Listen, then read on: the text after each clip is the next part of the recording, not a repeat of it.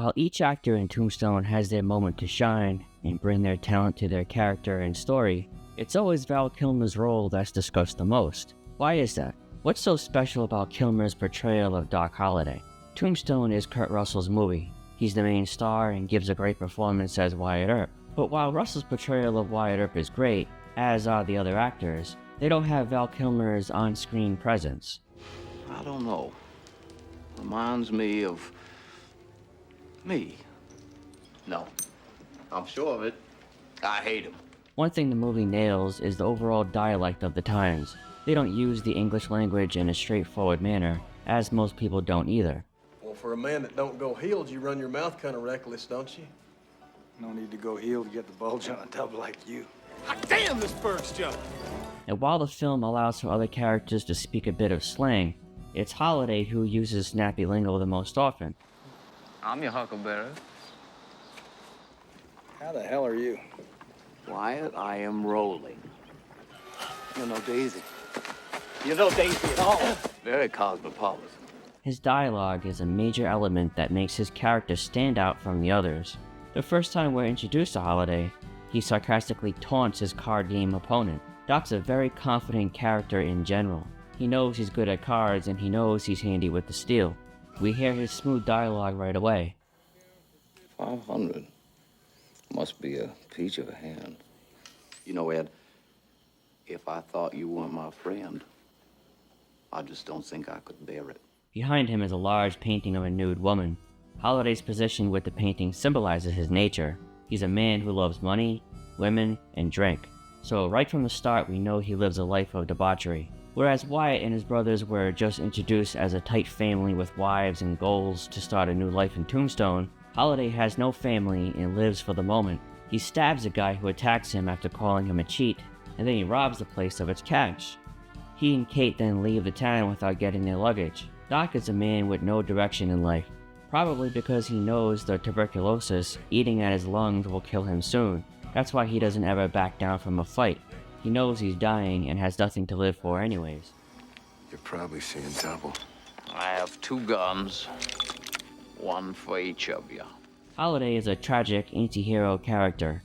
He's not a good guy, like the Earps, but he's good enough to be accepted by them. They know Doc's a sarcastic person and dabbles in crime, but he's a loyal friend to Wyatt, and he'll always have their backs. Whereas the Earps care more about law and order, like Virgil and Morgan, and Wyatt focuses on money, Holliday's anti-hero attitude and moments of lust and debauchery show his rebellious nature. He lives without acknowledging the consequences for his actions, and the audience loves it because his suave charisma overshadows his sinful deeds. Holliday doesn't struggle with his moral conscience, especially with the Hungarian devil Kate by his side to fill his need for booze, smoke, and sex. As much as a loner as Doc is, he never breaks from the Earp family. Even though Virgil quietly mentions he doesn't particularly care for Holliday, he never turns Doc away or disrespects him, because Virgil knows Holliday will always be there to support the Earp brothers. Holliday is like an unofficial adopted brother of the Earps, especially by Wyatt, regardless of Doc's immoral ways. As tough and righteous as Wyatt is, he's a softie for the people in his circle. Although he begins a relationship with the beautiful actress Josephine Marcus, Wyatt had already spent much of his time putting up with his wife's drug use. The same goes for ignoring Holliday's criminal and drunken lifestyle. Wyatt knows Holliday can be trouble for him, but he stands by Holliday anyway. Wyatt puts up with Maddie and Doc because he hopes for a possible change in Maddie and respects the unbreakable friendship with Doc. Wyatt doesn't judge Holliday. Not being judgmental or critical of a good friend goes a long way in maintaining that friendship. Keeping boundaries with friends keeps them as friends. In only one moment in the story does Wyatt attempt to cross that boundary to save Doc from his drunkenness, to which Holliday quickly resists his lecture. I will not be part of that. Thank you very much. Doc never had any family or love in his life, other than the probable incestuous relationship with his cousin he admits on his deathbed to Wyatt. Even friendship for Doc was very limited. Wyatt Earp is my friend. Yeah, well, I got lots of friends. I don't. That's why Holliday is the standout character in Tombstone.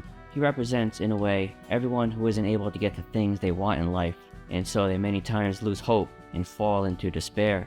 But Doc still is rational enough and kind-hearted to help his friends. That's why he puts his life on the line whenever the Earps need him. Holliday's fate is a tragic one because of the tuberculosis that stands in his way to living righteous like Wyatt. Without Doc's help, Wyatt couldn't complete his character arc. As resourceful and brave as Wyatt is, he can't defeat the cowboys and find true love with Josephine. Even with his brothers by his side, Wyatt can't solve any of the story's problems. Doc helps the Earps several times to fight the cowboys, like in the gunfight at the OK Corral, and especially against Johnny Ringo. Without facing Johnny Ringo for Wyatt, which was a fight Wyatt would likely have lost, Doc wouldn't have fully redeemed himself for a life of sin. Doc had helped the Earps many times, but it's the one-on-one duel against Johnny Ringo that vindicates Doc's status as an honorable man,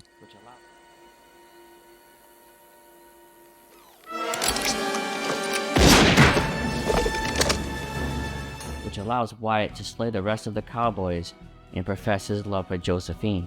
Val Kilmer played this character perfectly, and it'll go down as one of the best performances in Western cinema. Doc Holliday is more than just a cool character with suave lingo. He's the true friend that's always there for you when you need help. That's why Doc Holliday is the heart and soul of the story.